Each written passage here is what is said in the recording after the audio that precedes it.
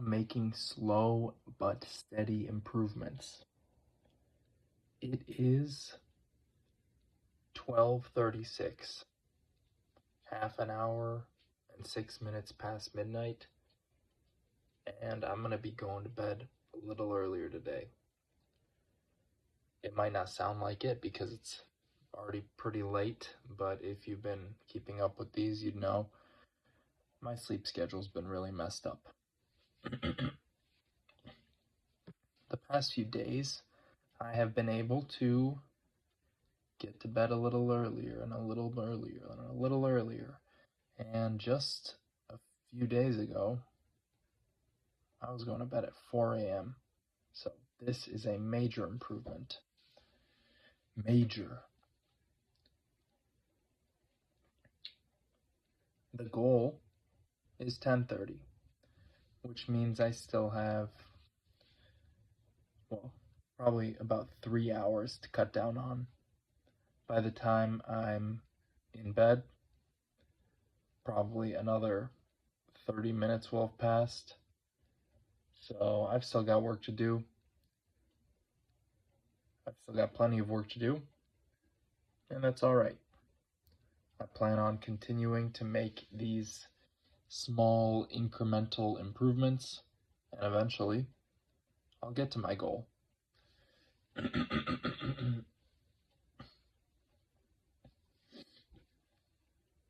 I'm fasting today. I don't know why I felt the need to bring that up, but I am fasting. I haven't had any food since Sunday, and technically it's Tuesday now, so I guess I was fasting yesterday. I'm gonna eat today.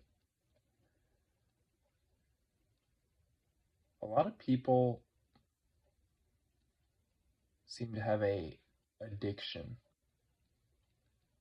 to, well, various things, but for the sake of what I'm saying right now, food.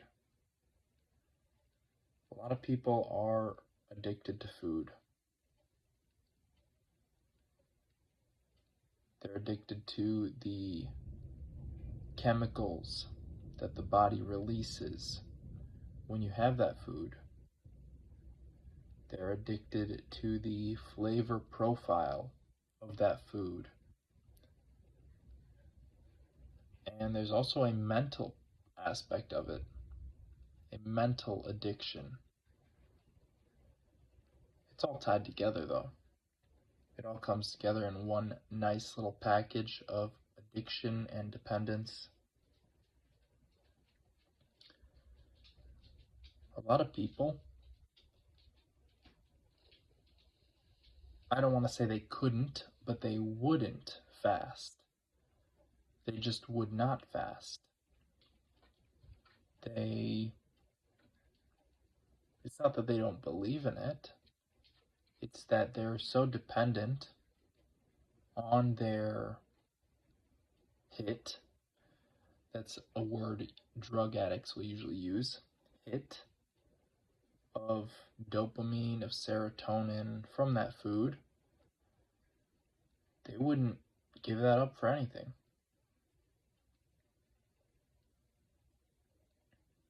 Just give me the freaking Taco Bell, man. Give me the burrito.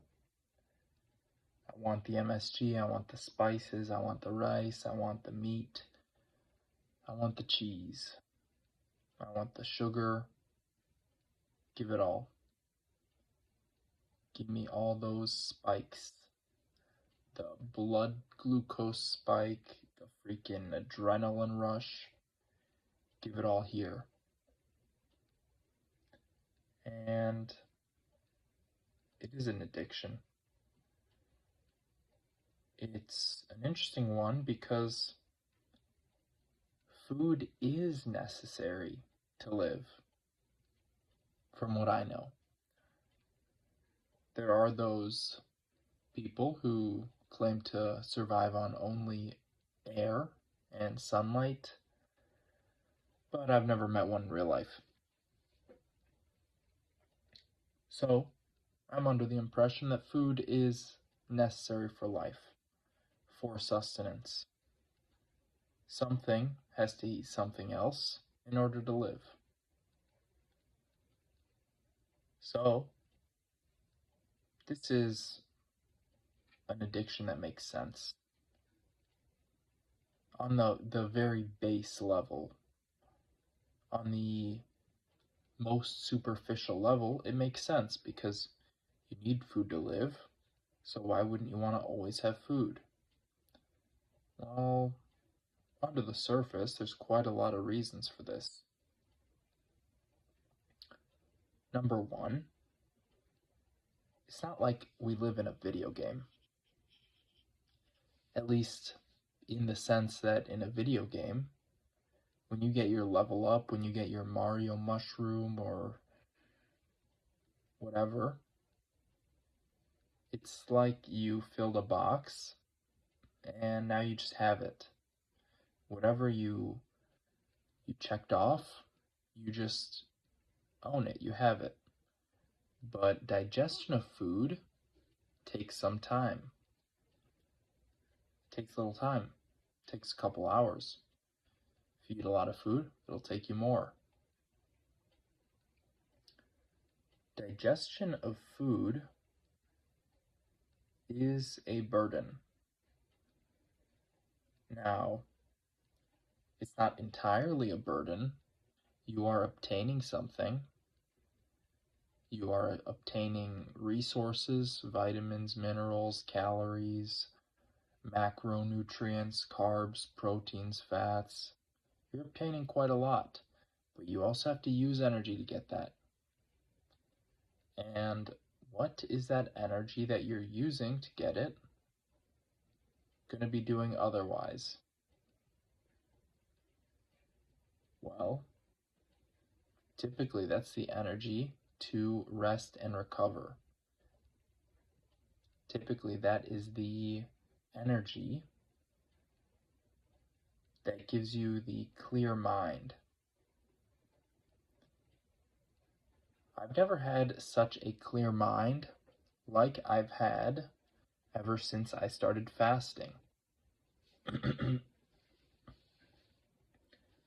It's interesting because you really don't notice.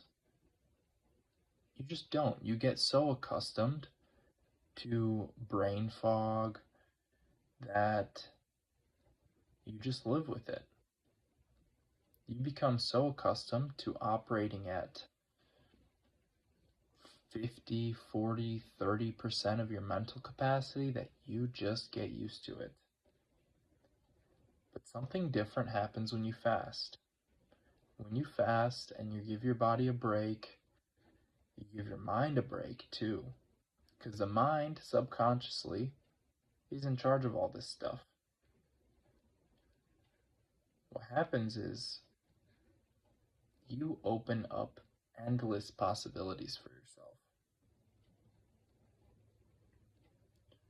Well, first off, you're not going to be spending time eating, which means, well, you got like an extra 2 hours in the day to work, to do something, to be productive, hopefully. Second off, digestion. You have got, let's assume you're digesting for 6 hours in a day. That's probably like on the lower end. If you have one meal a day, maybe you're digesting 6 hours a day.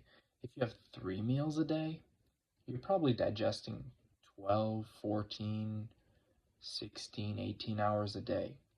Just because you just keep filling up that freaking tank. You keep filling it up, the body wants to empty it out. The body's going to keep working on emptying that out. It's going to keep working on burning that fuel. You keep throwing freaking wood in the furnace, guess what? That fire's going to keep burning. You run out of wood, the fire stops. Only the body's not a furnace. It's like a smart furnace, self-cleaning function, right? You keep throwing fire in a furnace, you get buildup on the chimney, in the chimney. You get a lot of soot, you get gunk buildup. The body is similar. You keep eating food, you keep eating junk food and even natural whole foods, you're going to introduce some toxins into your body, some unwanted stuff. Where does that go if your body never has a chance to clean itself up? The answer is nowhere. It just stays in the chimney. That's why people have chimney sweepers. Chimney, the guys that go in and clean that stuff out. That's why people go on cleanses. That's why people do all these fad diets. This could all be replaced with a little bit of fasting. Fasting is the greatest form of cleanse. Let's assume you are digesting for 6 hours out of the day. Again, this is on the lower end for most people. This means for 6 hours out of the day, a lot of your energy, mind you, digestion is the most energy intensive system of the body, a lot of your energy internally is going to go to breaking down that food. A lot of it, right? That means energy, resources that could be going to your brain are going to be slightly decreased. You might have a little brain fog.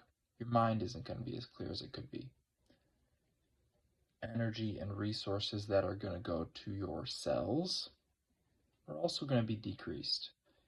Maybe you don't have the strength output that you want.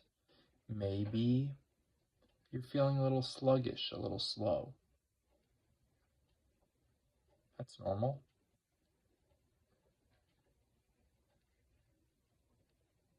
Consider fasting. Suddenly, for 6 hours of the day, you are operating more efficiently. For 2 extra hours of the day, you now have free time. You're not going to be spending that time eating. You're not going to be spending it sitting around and, munching on snacks.